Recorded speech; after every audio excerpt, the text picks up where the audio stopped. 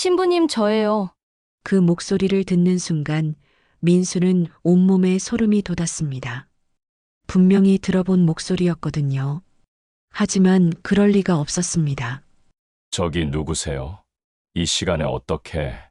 민수가 다시 물었지만 이번에는 더욱 또렷한 목소리가 들려왔습니다. 아버지, 저예요. 수진이에요. 민수는 숨이 막혀 말을 잃었습니다. 그 목소리는 분명히 딸 수진의 것이었습니다. 더 많은 사연을 듣고 싶으시다면 구독과 좋아요, 댓글 부탁드립니다. 서울 변두리에 자리한 성유한 성당은 오래된 붉은 벽돌로 지어진 소박한 건물입니다. 아침 8시 미사가 끝나고 나면 성당 안에는 촛불 냄새와 향의 잔향이 은은하게 맴돕니다. 박민수 신부는 58세, 회색 머리카락 사이로 드러나는 깊은 주름이 세월의 무게를 말해주죠. 신도들이 모두 돌아간 후 민수는 제단 앞에서 홀로 남아 촛불을 하나씩 정리합니다. 성가대석에서는 마지막 찬송가 415장 주님께 가까이의 영혼이 천천히 사라져갔습니다. 민수는 촛대를 정리하며 오늘 미사에 참석한 신도들을 떠올렸습니다. 70대 박할머니는 오늘도 맨 앞자리에 앉아 열심히 기도했고 젊은 부부는 갓난아기를 안고 와서 조용히 예배를 드렸죠. 모두가 각자의 삶과 고민을 안고 이곳에 와서 위로를 구했습니다. 주님, 오늘도 평안한 하루를 주셔서 감사합니다. 습관처럼 중얼거리는 기도였지만 그의 목소리에는 진심이 담겨 있지 않았습니다. 민수는 성체를 보관하는 감시를 바라보며 마음속 깊은 공허함을 느꼈습니다. 그 순간 갑자기 귓가에 어린 목소리가 스쳐 지나갔습니다. 아버지. 민수는 깜짝 놀라 뒤를 돌아봤지만 성당 안에는 아무도 없었습니다. 그저 햇살이 스테인드 글라스를 통해 알록달록하게 바닥을 물들일 뿐이었죠. 빨간색, 파란색, 노란색 빛들이 제단 위에서 춤을 추듯 흔들렸습니다. 민수는 고개를 저으며 고해실로 향했습니다. 3년 전부터 시작된 이런 환청은 이제 일상이 되어버렸거든요. 고해실 문을 열며 민수는 깊은 한숨을 내쉬었습니다. 좁은 공간 안에는 십자가와 성경책, 그리고 낡은 나무 의자가 놓여 있었습니다. 벽에는 예수님의 고난을 그린 작은 그림이 걸려 있었고 창문 너머로는 회색 하늘이 보였습니다. 민수는 의자에 앉아 손을 모으고 기도하려 했지만 마음이 무거워 쉽게 집중할 수 없었습니다. 수진아. 민수의 입술에서 딸의 이름이 새어나왔습니다. 3년 전 교통사고로 세상을 떠난 딸 수진. 당시 12살이었던 수진은 아버지를 많이 따랐습니다. 학교에서 돌아오면 항상 아빠, 오늘 있었던 일 들어볼래? 라며 제잘거렸죠. 그날도 수진은 친구와 놀다가 집에 오겠다고 전화를 걸었는데 민수는 바쁘다는 이유로 짧게 통화를 끝냈습니다. 그날 저녁 6시경 민수는 병원에서 급한 전화를 받았습니다. 선생님, 딸이 교통사고를 당했습니다. 지금 응급실로 오세요. 민수는 성당 일을 마치고 급히 병원으로 달려갔지만 이미 늦었습니다. 수지는 의식을 잃은 채 중환자실에 누워 있었고 사흘 후 세상을 떠났습니다. 아내 정희는 슬픔을 견디지 못했습니다. 당신이 그날 딸을 데리러 갔더라면 이런 일이 없었을 거예요. 정희의 원망 섞인 말은 민수의 가슴에 비수처럼 꽂혔습니다. 결국 정희는 수진의 장례식 후 짐을 싸서 친정으로 돌아갔고 이혼 서류만 남겨두고 떠났습니다. 매일 새벽 오시면 민수는 악몽에서 깨어났습니다. 꿈속에서는 항상 같은 장면이 반복됩니다. 비 오는 도로, 급하게 길을 건너는 작은 실루엣, 그리고 끔찍한 충돌음. 민수는 식은땀을 흘리며 침대에서 일어나 무릎을 꿇고 기도하려 하지만 입에서는 참회의 말 대신 죄책감만이 흘러나왔습니다. 성당에서의 하루 일과는 정교했습니다. 아침 6시 개인 기도, 8시 미사, 오전 10시부터 오후 3시까지 신도 상담, 저녁 7시 기도회까지. 민수는 모든 일을 완벽하게 소화해냈지만 그의 마음은 텅 비어 있었습니다. 신도들 앞에서는 온화한 미소를 지었지만 혼자 있을 때면 시계 초침 소리조차 심장을 더욱 빠르게 뛰게 만들었죠. 오후 늦게 마지막 고해 성사를 마친 민수는 고해실을 정리했습니다. 오늘도 여러 신도들이 자신의 죄를 고백하며 용서를 구했습니다. 어떤 이는 거짓말을 했다고 고백했고 어떤 이는 부모님께 불효했다며 눈물을 흘렸습니다. 민수는 그들에게 하느님의 사랑과 용서를 전했지만 정작 자신은 그 어떤 용서도 받을 자격이 없다고 생각했습니다. 저녁 8시가 되자 성당은 완전히 조용해졌습니다. 민수는 제단의 모든 촛불을 끄고 성체 램프만 남겨두었습니다. 붉은 빛이 어둠 속에서 혼자 깜빡이며 마치 외로운 심장처럼 뛰고 있었습니다. 민수는 성당 문을 잠그며 오늘 하루를 돌아봤습니다. 또 하루가 지났지만 여전히 딸의 목소리는 귓가에서 사라지지 않았습니다. 언젠가 용서를 받을 수 있을까? 민수는 성당을 나서며 혼잣말을 중얼거렸습니다. 차가운 가을바람이 그의 뺨을 스쳤고 가로등 불빛이 하나둘씩 켜지기 시작했습니다. 그날 밤 11시가 넘어서도 민수는 잠들 수 없었습니다. 사제관 침실에서 뒤척이며 천장을 바라보던 민수는 갑자기 성당 잼에서 들려오는 소리를 들었습니다. 똑똑똑. 누군가 문을 두드리는 소리였습니다. 민수는 시계를 확인했습니다. 밤 11시 30분. 이 시간에 성당을 찾는 사람은 거의 없었죠. 민수는 슬리퍼를 신고 성당으로 향했습니다. 복도에는 비상등만 켜져 있어 어둠침침했고 발걸음 소리만 쩡쩡 울렸습니다. 성당 입구에 도착했지만 아무도 보이지 않았습니다. 혹시나 싶어 문을 열고 밖을 내다봤지만 가로등 불빛 아래 텅 빈 길만 보였습니다. 이상하네. 민수는 고개를 갸웃하며 성당 안으로 들어섰습니다. 그런데 그 순간 고해실 쪽에서 희미한 불빛이 새어나오는 걸 발견했습니다. 분명히 모든 전등을 끈 것 같은데 말이죠. 민수는 조심스럽게 고해실로 다가갔습니다. 똑똑똑. 이번에는 고해실 문을 누군가 두드리고 있었습니다. 민수의 심장이 빨라지기 시작했습니다. 누구세요? 민수가 떨리는 목소리로 물었습니다. 그런데 대답 대신 들려온 것은 어린아이의 목소리였습니다. 신부님, 저예요. 그 목소리를 듣는 순간 민수는 온몸에 소름이 돋았습니다. 분명히 들어본 목소리였거든요. 하지만 그럴 리가 없었습니다. 저기 누구세요? 이 시간에 어떻게?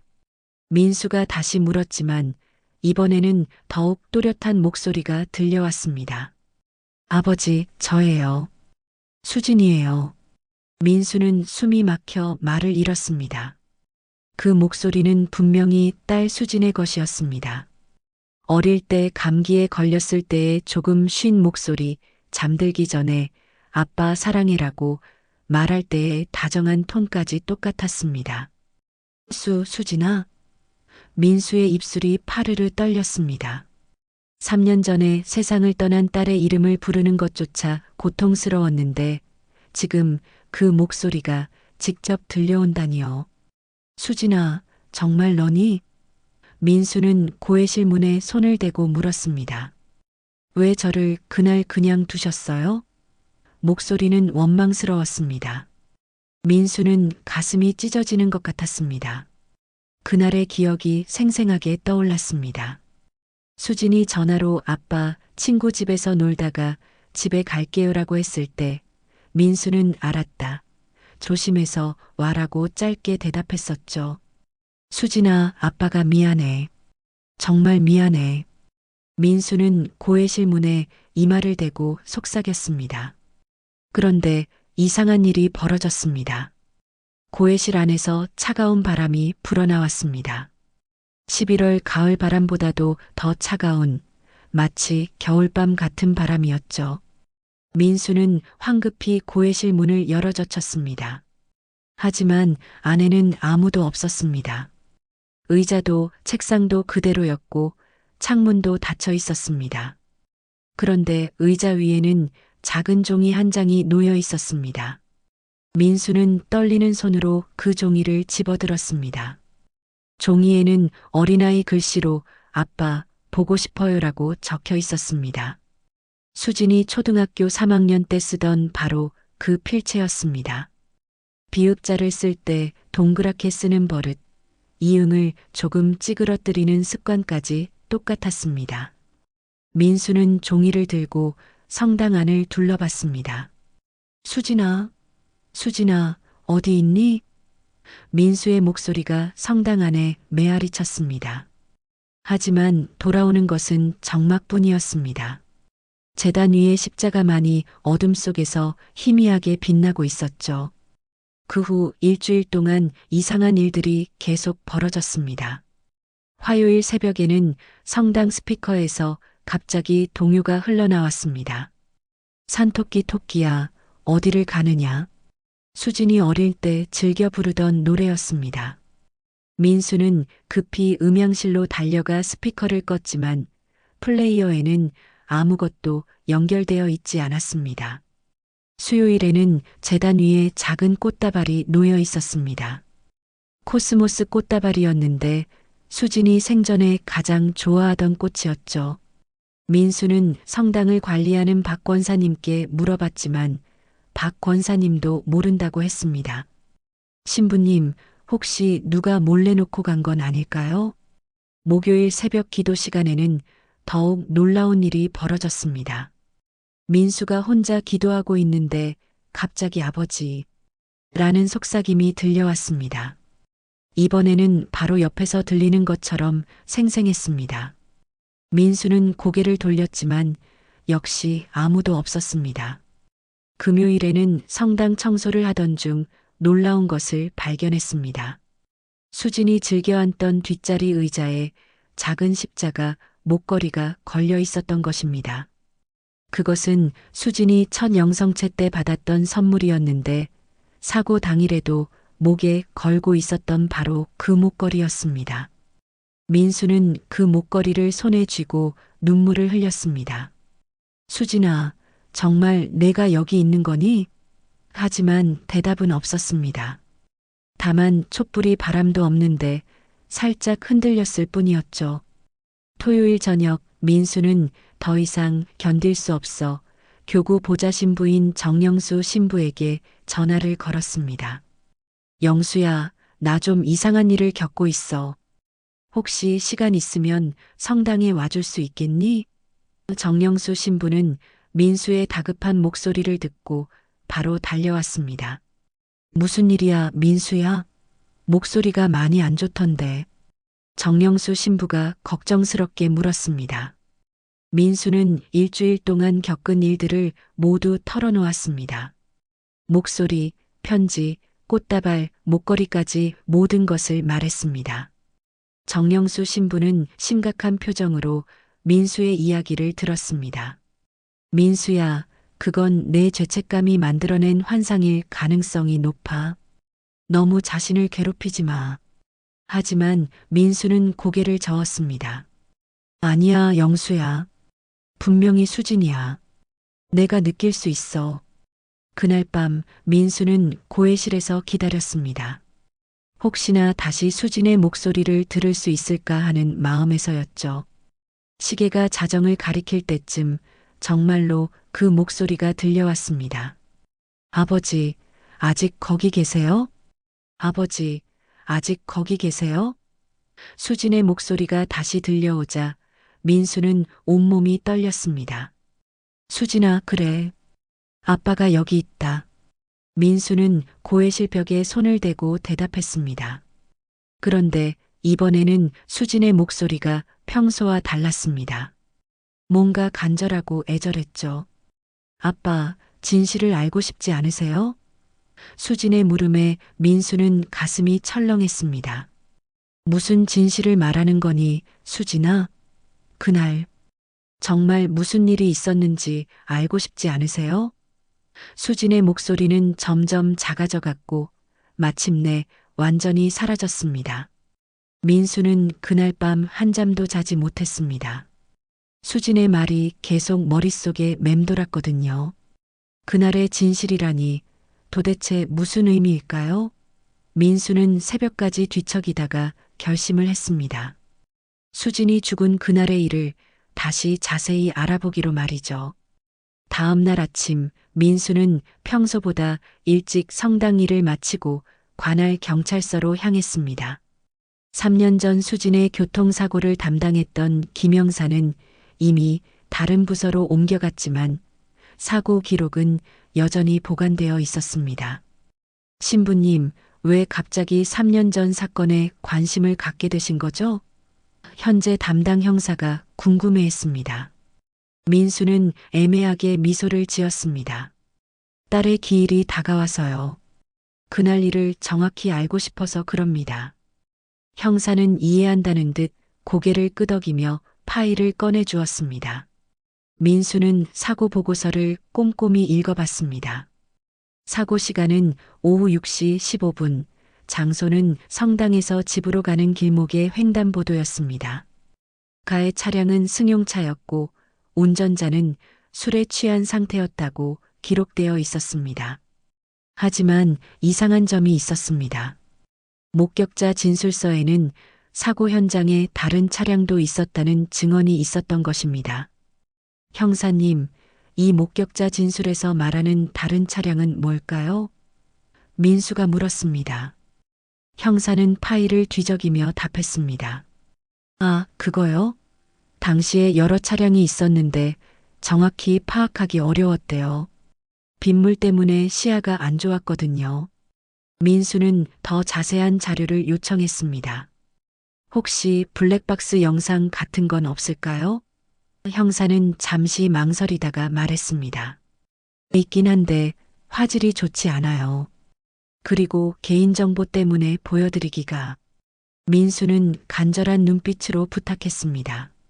제발 한 번만 봐도 될까요? 딸의 마지막 모습이라도 보고 싶습니다. 결국 형사는 민수를 작은 방으로 안내했습니다. 낡은 모니터에 3년 전 그날의 영상이 재생되기 시작했습니다. 화면은 흐릿했지만 민수는 숨을 죽이고 지켜봤습니다. 비 오는 도로, 횡단보도를 건너려는 작은 실루엣, 그리고 빠르게 다가오는 차량. 그런데 영상을 자세히 보던 민수는 깜짝 놀랐습니다. 사고 차량 뒤쪽으로 또 다른 차가 보였거든요. 그 차는 사고 직후 급히 사라졌는데 잠깐 동안 번호판이 보였습니다. 민수는 그 번호를 유심히 봤습니다. 뭔가 익숙한 번호 같았거든요. 혹시 이 영상을 복사해 갈 수 있을까요? 민수가 물었지만 형사는 고개를 저었습니다. 죄송하지만 그건 안 되고요. 대신 제가 캡처한 사진은 드릴 수 있어요. 형사는 몇 장의 사진을 인쇄해서 민수에게 건네주었습니다. 집으로 돌아온 민수는 사진들을 책상에 펼쳐놓고 자세히 살펴봤습니다. 흐릿하긴 하지만 두 번째 차량의 일부가 보였고 번호판도 어렴풋이 확인할 수 있었습니다. 민수는 그 번호를 종이에 적어봤습니다. 서울 12가 3. 갑자기 민수의 얼굴이 창백해졌습니다. 그 번호가 너무나 익숙했거든요. 민수는 황급히 자신의 차 열쇠를 집어들고 밖으로 나갔습니다. 주차장에 세워진 자신의 차 번호판을 확인하는 순간 민수는 그 자리에 주저앉았습니다. 서울 12가 3847- 사진 속 번호판과 정확히 일치했습니다. 아니야. 이럴 리가 없어. 민수는 중얼거리며 손에 쥔 성우경 목걸이를 떨어뜨렸습니다. 목걸이가 차가운 아스팔트 위에 떨어지며 따각거리는 소리를 냈습니다. 민수의 머릿속에 그날의 기억들이 조각조각 떠오르기 시작했습니다. 그날 오후 민수는 교구 회의에 참석했습니다. 회의가 길어져서 평소보다 늦게 끝났고 급히 성당으로 돌아가야 했습니다. 그런데 회식 자리에서 와인을 몇 잔 마셨던 기억이 났습니다. 당시에는 괜찮다고 생각했지만 지금 생각해보니 운전하기에는 위험한 상태였을지도 모릅니다. 민수는 그날 저녁의 기억을 더듬어 봤습니다. 빗길을 운전하며 성당으로 가던 중 어딘가에서 쿵 하는 큰 소리를 들었던 것 같았습니다. 당시에는 다른 차의 사고려니 생각하고 그냥 지나쳤는데 설마 그게 민수의 입술이 바르르 떨었습니다. 혹시 자신이 수진을 친 것은 아닐까? 아니면 사고에 연루된 것은 아닐까? 하지만 기억이 명확하지 않았습니다. 그날의 일이 너무 충격적이어서 기억 자체가 혼란스러웠거든요.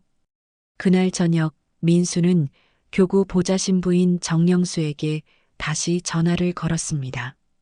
영수야, 내가 너에게 할 말이 있어. 지금 당장 성당으로 와줄 수 있니? 정영수는 민수의 절박한 목소리를 듣고 바로 달려왔습니다. 무슨 일이야, 민수야? 얼굴이 왜 이렇게 안 좋아? 정영수가 걱정스럽게 물었습니다. 민수는 오늘 발견한 모든 것을 털어놓았습니다. 블랙박스 영상, 번호판, 그날의 희미한 기억까지 모든 것을 말했습니다. 정영수는 충격을 받은 표정이었습니다. 민수야, 그건 우연의 일치일 수도 있어. 너무 성급하게 판단하지 마. 하지만 민수는 고개를 저었습니다. 아니야, 영수야. 수진이가 진실을 알라고 한 게 이것 같아. 정영수는 민수의 어깨에 손을 올렸습니다. 민수야, 차분히 생각해봐. 내가 정말 그날 사고에 연루되었다면 경찰이 진작에 알아냈을 거야. 하지만 민수는 고개를 저었습니다. 아니야, 영수야. 그날 비가 많이 왔고 시야도 안 좋았잖아. 게다가 나는 뒤에서 지나가기만 했으니까. 그렇다고 해서 내가 가해자라는 건 아니잖아. 정영수가 달래려 했지만 민수의 눈빛은 이미 확신에 차 있었습니다. 수진이가 왜 나에게만 나타나겠어? 분명히 이유가 있을 거야. 민수는 고해실로 향하며 중얼거렸습니다. 그날 밤부터 민수는 매일 고해실에서 기다렸습니다. 밤 11시가 되면 어김없이 고해실 문 앞에 앉아 수진을 기다렸죠. 첫째 날에는 아무 소리도 들리지 않았습니다. 둘째 날에도 마찬가지였고요. 하지만 셋째 날 밤 드디어 수진의 목소리가 들려왔습니다. 아버지, 아직 거기 계세요? 목소리는 전보다 더 선명했습니다. 민수는 가슴이 뛰며 대답했습니다. 수진아, 아빠가 여기 있어. 아빠가 너를 죽였니? 하지만 수진은 직접적인 대답을 하지 않았습니다. 아버지, 진실을 알고 싶으시면 더 깊이 들여다보세요. 민수는 다음 날 아침 일찍 차를 몰고 사고 현장으로 향했습니다. 3년 만에 다시 찾은 그 횡단보도는 여전히 그대로였습니다. 신호등, 가로등, 심지어 근처 편의점까지 모든 것이 그날과 똑같았죠. 민수는 차에서 내려 횡단보도 앞에 섰습니다. 수진아, 너는 여기서. 민수의 목소리가 떨렸습니다. 그 순간 그날의 기억이 더욱 선명하게 떠올랐습니다. 빗소리, 와이퍼 소리, 그리고 라디오에서 흘러나오던 뉴스. 민수는 기억을 더듬으며 그날 자신이 지나갔던 길을 따라 걸어봤습니다. 횡단보도에서 50m쯤 떨어진 지점에서 민수는 멈춰 섰습니다. 이곳이었습니다. 바로 이곳에서 쿵 소리를 들었던 거였어요. 민수는 무릎을 꿇고 도로를 살펴봤습니다. 아스팔트는 여러 번 보수되어 흔적을 찾기 어려웠지만 가로등 기둥에는 작은 흠집이 남아 있었습니다. 그날 오후 민수는 신부복을 벗고 평상복으로 갈아입었습니다. 그리고 수진의 납골당으로 향했습니다. 3년 동안 매주 찾아왔던 그곳이었지만 오늘은 왠지 발걸음이 무거웠습니다. 납골당 앞에 도착한 민수는 수진의 사진을 바라보며 무릎을 꿇었습니다. 수진아, 아빠가 정말 너를 죽인 거니? 민수의 눈에서 눈물이 흘러내렸습니다. 아빠가 그날 술을 마시고 운전을 해서 말을 잇지 못하고 흐느끼는 민수에게 갑자기 봄비가 내리기 시작했습니다. 비는 점점 세게 내렸고 민수는 가져온 비닐 우산을 펼쳤습니다. 투명한 비닐 너머로 보이는 수진의 사진이 물방울 때문에 흐릿해졌습니다. 그때 성당에서 종소리가 들려왔습니다. 저녁 7시 기도회를 알리는 종소리였죠. 민수는 비를 맞으며 한참 동안 그 자리에 앉아 있었습니다. 그러다가 주머니에서 핸드폰 진동이 울렸습니다. 문자 메시지였는데 발신자를 보고 민수는 깜짝 놀랐습니다. 윤정의 -3년 전에 헤어진 전 아내의 이름이었습니다. 문자 내용을 확인한 민수는 더욱 충격을 받았습니다. 당신 수진 사고 현장에 왜 있었어요? 단순한 문장이었지만 민수에게는 벼락 같은 충격이었습니다. 정희가 어떻게 알았을까요? 민수는 급히 정희에게 전화를 걸었습니다. 여보세요? 정희의 목소리는 3년 전과 똑같았습니다. 하지만 차갑고 딱딱했죠. 정희야, 그 문자가 무슨 뜻이야? 민수가 떨리는 목소리로 물었습니다. 당신이 그날 사고 현장에 있었다는 걸 누군가 봤다는 거예요. 그 사람이 저에게 연락을 했어요. 누가 그런 말을? 모르는 사람이에요. 하지만 증거가 있다고 하더군요.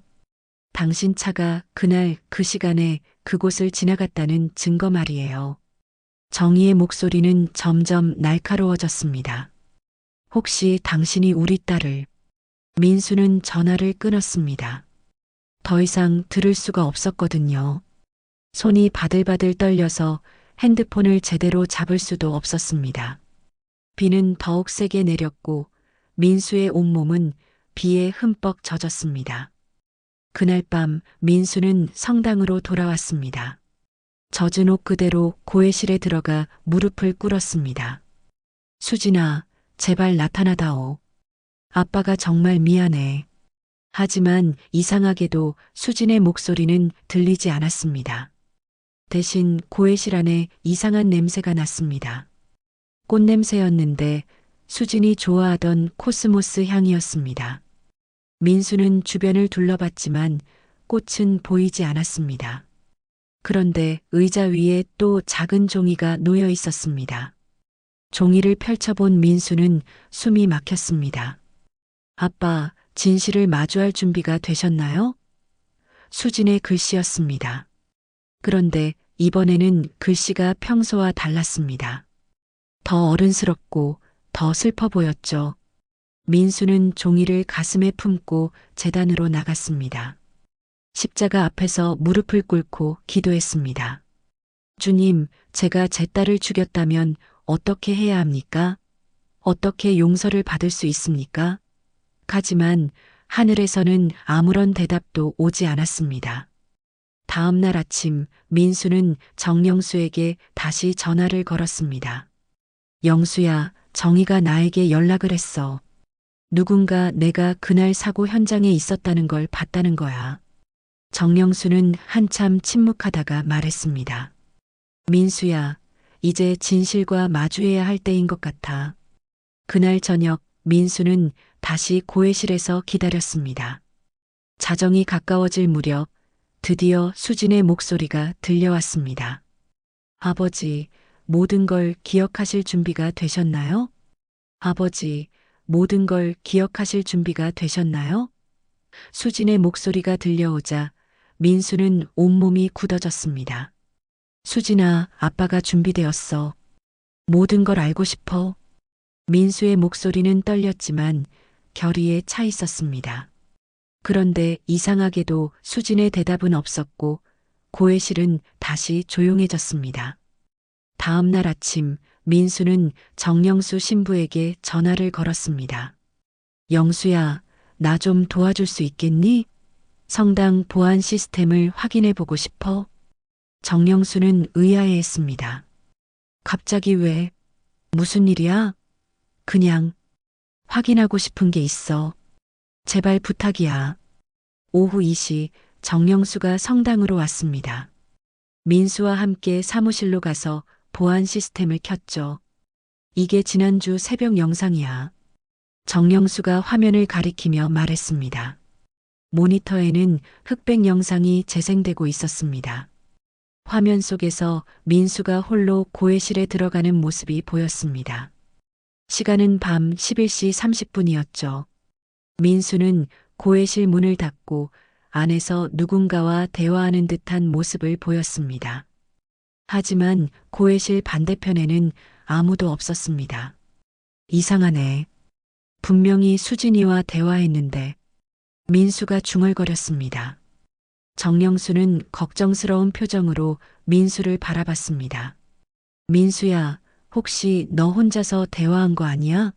아니야, 분명히 수진이 목소리가 들렸어. 정영수는 음성 기록 장치를 확인했습니다. 성당에는 보안상 간단한 음성 기록 시스템이 설치되어 있었거든요.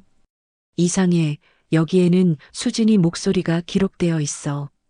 정영수가 놀라며 말했습니다. 스피커에서 재생된 음성에는 분명히 어린 여자아이의 목소리가 담겨 있었습니다. 아버지, 당신은 날 버렸어요. 녹음된 수진의 목소리는 원망과 슬픔이 가득했습니다. 민수는 그 목소리를 듣고 눈물을 흘렸습니다. 봐, 영수야. 수진이가 정말 나타난 거야. 하지만 정영수는 고개를 저었습니다. 민수야, 이건 설명이 안 돼. 영상에는 너 혼자밖에 없는데 음성에는 수진이 목소리가 있다니. 정영수는 기술자에게 연락을 취해 시스템을 점검받기로 했습니다.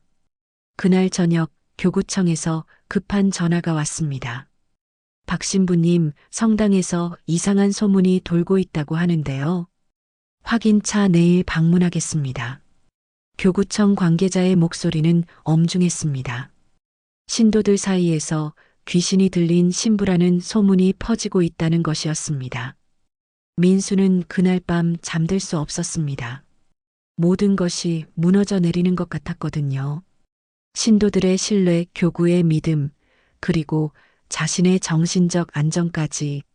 새벽 3시가 되자 민수는 다시 고해실로 향했습니다. 수진아, 제발 나타나서 아빠를 도와줘. 사람들이 아빠를 이상하게 생각해. 민수는 간절히 부탁했습니다. 그런데 이번에는 수진의 목소리가 전과 달랐습니다. 더 어둡고 더 차가웠죠.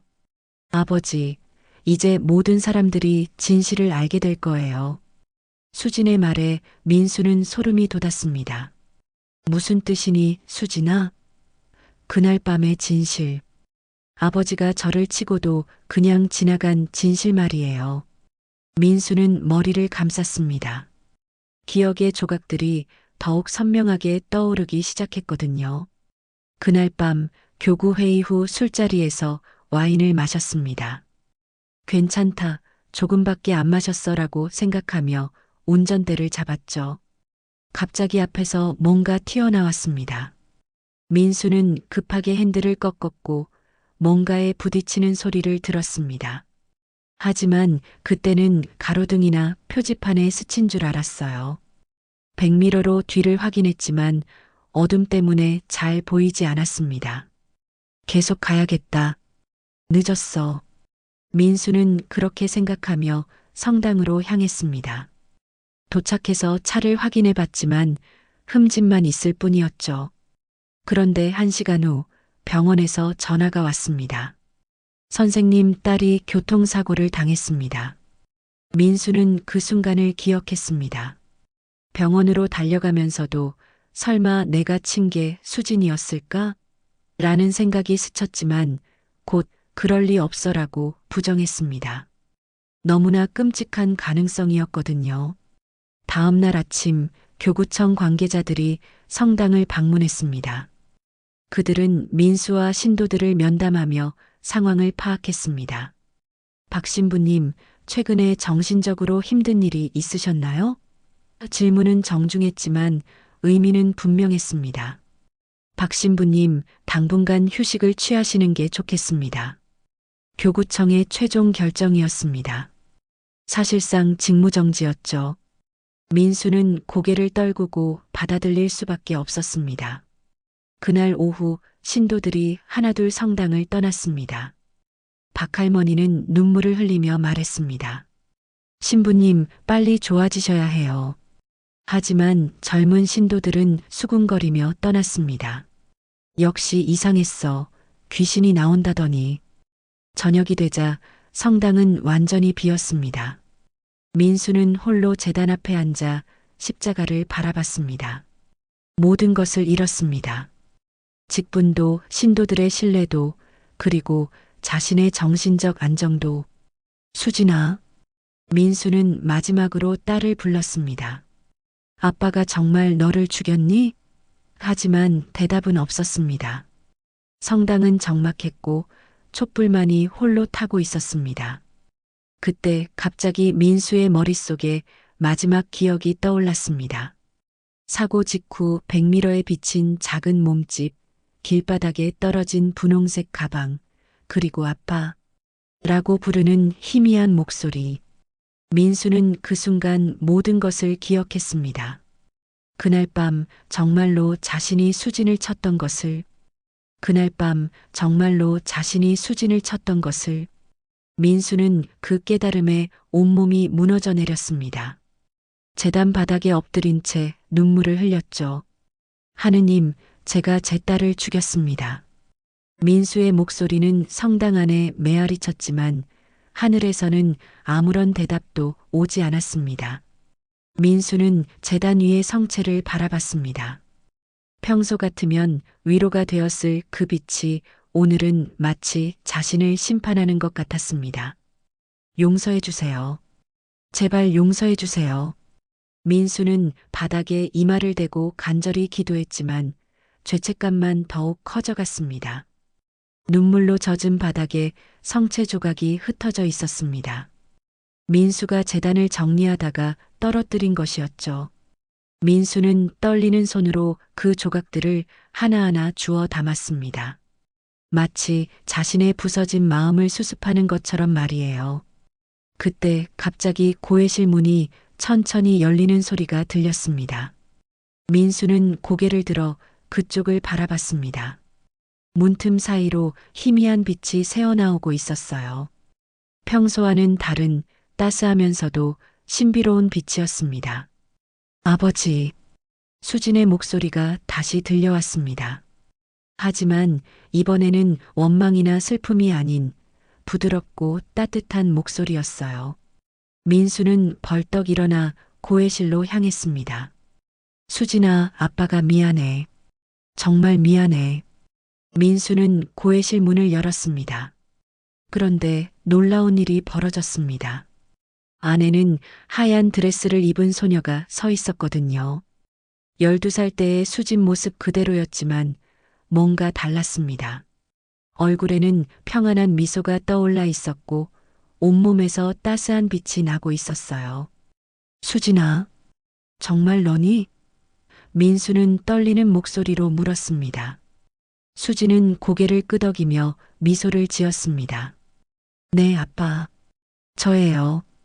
수진의 모습은 실체가 있는 것 같으면서도 빛에 비친 환상 같았습니다. 아빠, 저는 아빠가 아니라 용서가 필요했어요. 수진의 말에 민수는 고개를 갸웃했습니다. 무슨 뜻이니, 수진아?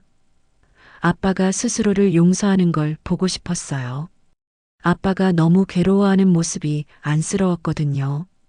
민수는 수진의 말을 이해할 수 없었습니다. 하지만 아빠가 너를 죽였는데 어떻게 용서를? 아빠, 그날 밤 정말 무슨 일이 있었는지 아세요? 수진이 부드럽게 물었습니다. 아빠가 술을 마시고 운전을 해서 나를 쳤잖아. 민수가 고개를 떨구며 말했습니다. 그런데 수진은 고개를 저었습니다. 아니에요, 아빠. 아빠는 저를 치지 않았어요. 민수는 깜짝 놀라 수진을 바라봤습니다. 무슨 말이니? 분명히 내가. 아빠는 그날 밤 다른 차량의 사고를 목격하셨어요. 그리고 저를 구하려고 하셨죠. 수진의 말에 민수는 혼란스러웠습니다. 수진은 천천히 설명하기 시작했습니다.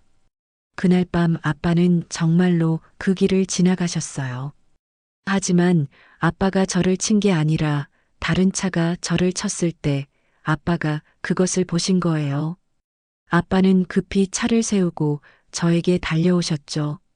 민수의 머릿속에 새로운 기억이 떠올랐습니다. 사고 현장에서 차를 세우고 뛰어내린 자신의 모습, 쓰러진 수진에게 달려가서 수진아, 괜찮니? 라고 부르던 모습. 하지만 이미 늦었었습니다. 수진은 의식을 잃은 상태였죠. 그때 아빠는 너무 당황하셨어요. 가의 차량은 도망갔고 저는 이미 숨이 끊어져 가고 있었죠. 아빠는 저를 안고 병원에 데려가려 하셨지만 수진의 목소리가 잠시 멈췄습니다. 그때 다른 사람이 와서 119에 신고를 했어요. 아빠는 그 사람에게 저를 맡기고 급히 그 자리를 떠나셨죠.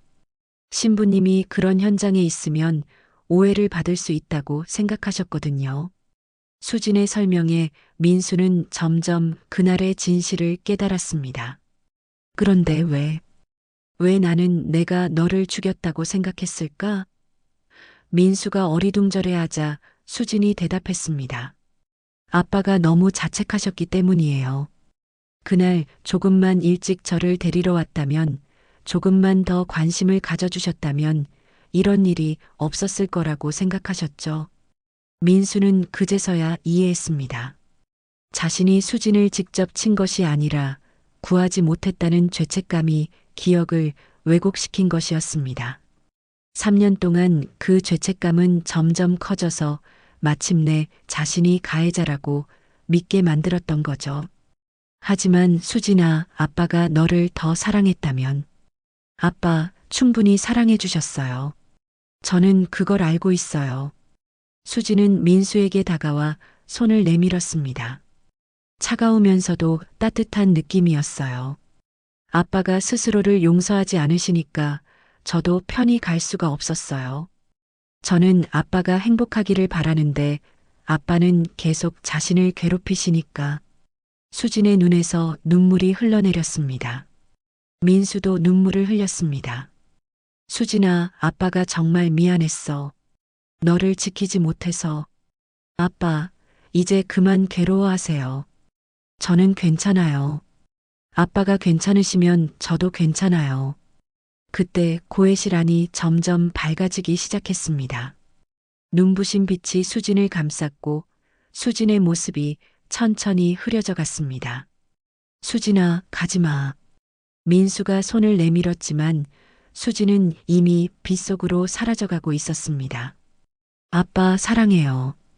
그리고 이제 정말 행복하세요.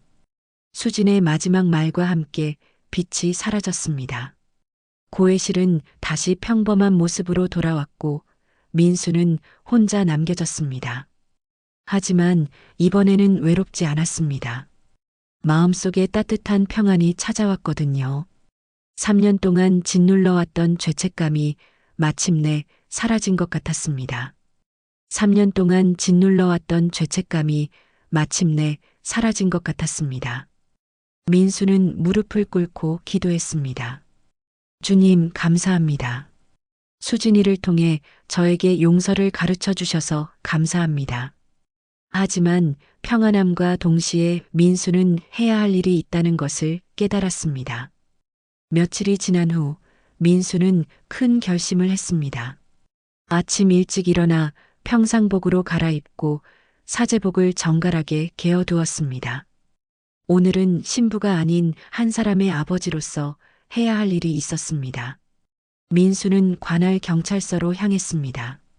접수대에 앉은 경찰관이 민수를 보고 인사했습니다. 어서 오세요. 무엇을 도와드릴까요? 3년 전 교통사고 건으로 자수하러 왔습니다. 경찰관은 깜짝 놀란 표정을 지었습니다. 자수요? 3년 전 11월 15일 저녁 서울 관악구 신림동 횡단보도 교통사고. 그 현장에 있었던 사람은 저였습니다. 민수의 목소리는 떨렸지만 또렷했습니다. 곧 수사팀 형사가 나와 민수를 조사실로 안내했습니다. 박민수 신부님이시죠? 그런데 왜 갑자기? 형사는 의아해했습니다.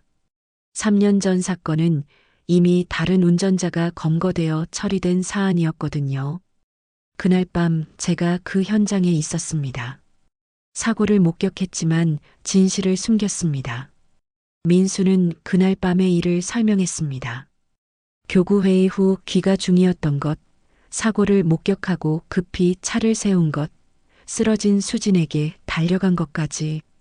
그런데 왜 그때 신고하지 않으셨습니까? 형사가 물었습니다.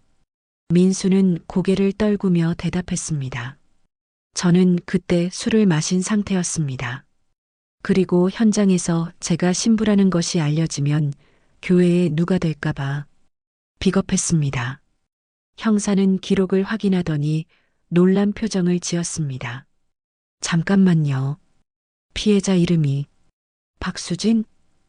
네, 제 딸입니다. 민수의 담담한 대답에 조사실이 정적에 휩싸였습니다. 신부님, 솔직히 말씀드리면 이 사건은 이미 공소시효가 지났습니다.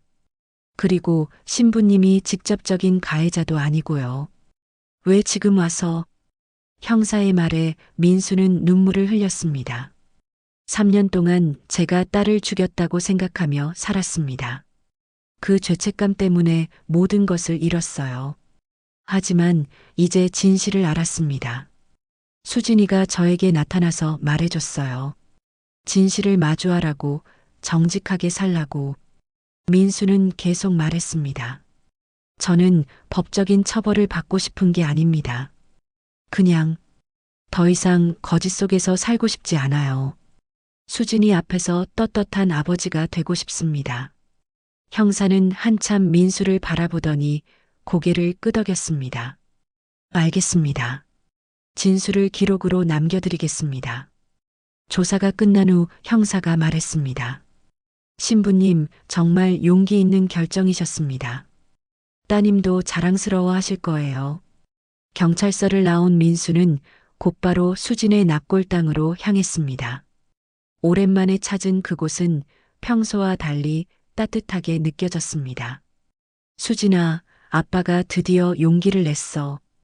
이제 숨기지 않고 정직하게 살 거야. 그날 저녁 민수는 3년 만에 정희에게 전화를 걸었습니다. 정희야, 나야. 할 말이 있어서 전화했어. 무슨 일이에요? 그날 밤의 진실을 알게 됐어. 모든 걸 설명해 줄게. 민수는 정희에게도 모든 진실을 털어놓았습니다. 정희는 한참 침묵하더니 말했습니다. 그동안 정말 힘드셨겠어요. 저도 당신을 원망만 했는데. 아니야, 정희야. 내가 원망할 만했어. 나도 진실을 숨겼으니까. 이제 수진이도 편히 쉴 수 있겠네요. 정희의 목소리에는 오랜만에 따뜻함이 담겨 있었습니다. 우리 수진이 기일에 함께 가도 될까요? 그래, 정희야. 수진이가 좋아할 거야. 그날 밤 민수는 성당으로 돌아왔습니다. 비록 직무정지 상태였지만 이곳은 여전히 그의 집이었습니다. 고해실 앞에 서서 민수는 마지막 기도를 올렸습니다. 수진아, 아빠가 이제 진실을 말했어. 용서해줘서 고마워. 고해실에서는 더 이상 수진의 목소리가 들리지 않았습니다. 하지만 민수는 알 수 있었습니다. 수진이 이제 평안하다는 것을, 그리고 자신도 드디어 진정한 평안을 찾았다는 것을. 그때 갑자기 고해실 안에서 희미한 목소리가 들려왔습니다. 아버지, 사랑해요. 마지막 인사였습니다. 민수는 눈물을 흘리며 대답했습니다. 나도 사랑해, 수진아. 이제 정말 안녕. 민수는 고해실 문을 천천히 닫았습니다. 그리고 제단으로 걸어가 십자가 앞에 무릎을 꿇었습니다. 주님, 저를 용서해 주셔서 감사합니다. 이제 새로운 삶을 시작하겠습니다. 성당 종이 밤 12시를 알렸습니다. 새로운 하루가 시작되었고 민수에게는 새로운 인생이 시작되는 순간이었습니다. 3년 동안 그를 괴롭혔던 어둠이 마침내 빛으로 바뀌었습니다. 민수는 일어나서 촛불을 하나씩 켰습니다. 어둠 속에서 작은 불빛들이 하나씩 늘어나며 성당을 밝혔습니다. 마치 그의 마음에 다시 희망이 돌아오는 것처럼 말이죠. 수진아, 아빠는 이제 괜찮아. 너도 편히 쉬어. 민수의 마지막 속삭임과 함께 성당은 따뜻한 빛으로 가득 찼습니다. 몇 달이 흘렀습니다. 겨울이 지나고 봄이 와서 성당 마당에는 개나리꽃이 노랗게 피어났습니다. 성요한 성당은 다시 문을 열었고 새로 부임한 기묘한 신부가 아침 미사를 준비하고 있었습니다. 오늘도 평안한 미사가 되길 바랍니다. 김 신부는 제단을 정리하며 기도했습니다. 그런데 이상한 점이 있었습니다. 매일 아침 제단 옆 벤치에 하얀 봉투가 하나씩 놓여 있는 거였어요. 봉투 안에는 편지가 들어 있었습니다.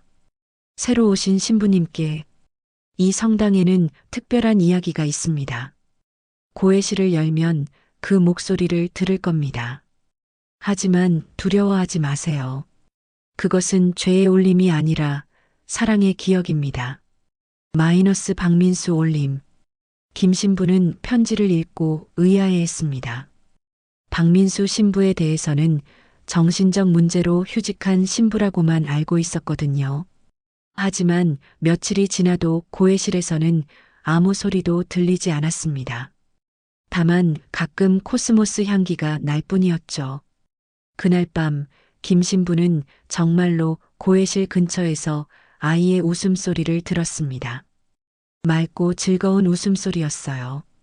처음에는 깜짝 놀랐지만 이상하게도 무섭지 않았습니다.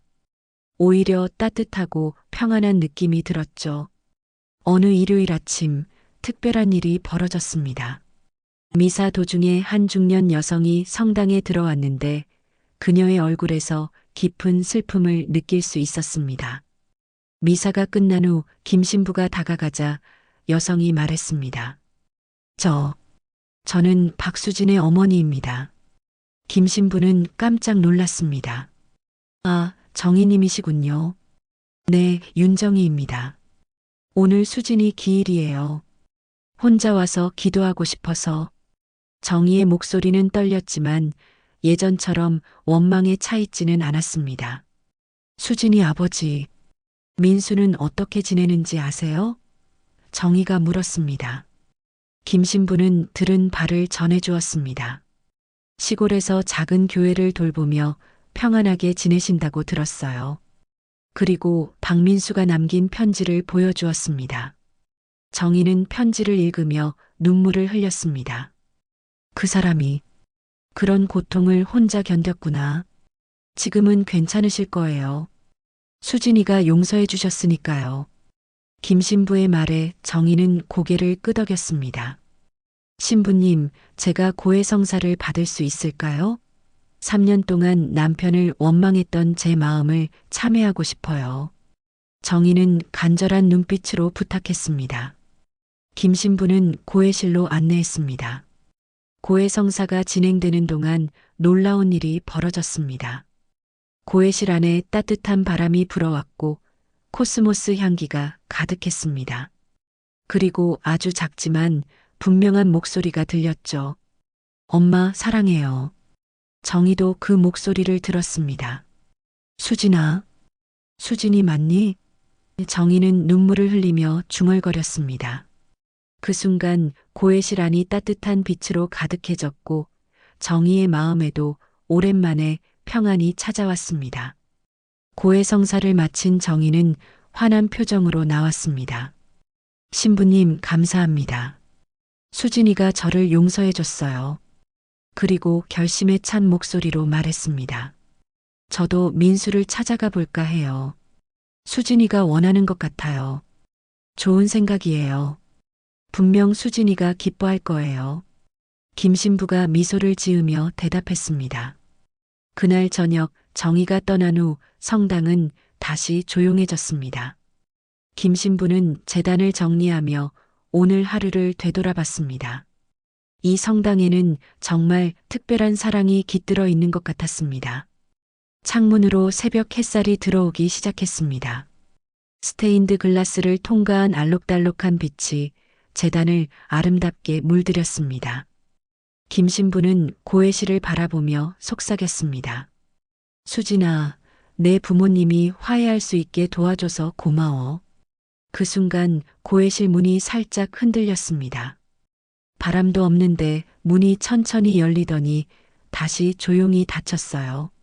마치 누군가 마지막 인사를 하고 떠나는 것 같았습니다. 성당 종이 울렸습니다. 새로운 하루를 알리는 종소리였죠. 그 울림이 성당 안에 울려 퍼지는 동안 고해실에서 마지막으로 들려온 목소리가 있었습니다. 아버지, 이제 정말 안녕. 수진의 작별 인사였습니다. 하지만 슬프지 않았습니다. 이제 정말로 모든 것이 끝났다는 평안한 마무리의 느낌이었거든요. 3년 동안 이어진 아픔과 용서의 이야기가 마침내 아름다운 결말을 맞은 것입니다. 김 신부는 미소를 지으며 오늘도 이곳에 찾아올 사람들을 위해 기도했습니다.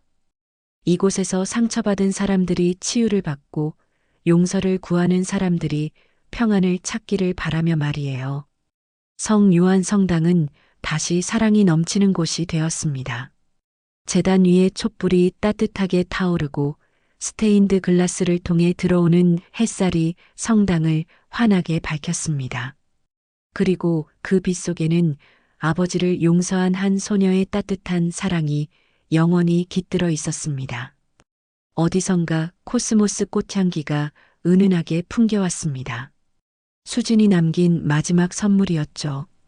이제 이 성당에 오는 모든 사람들이 그 향기를 통해 진정한 사랑과 용서의 의미를 깨달을 수 있을 것입니다. 더 많은 사연을 듣고 싶으시다면 구독과 좋아요, 댓글 부탁드립니다.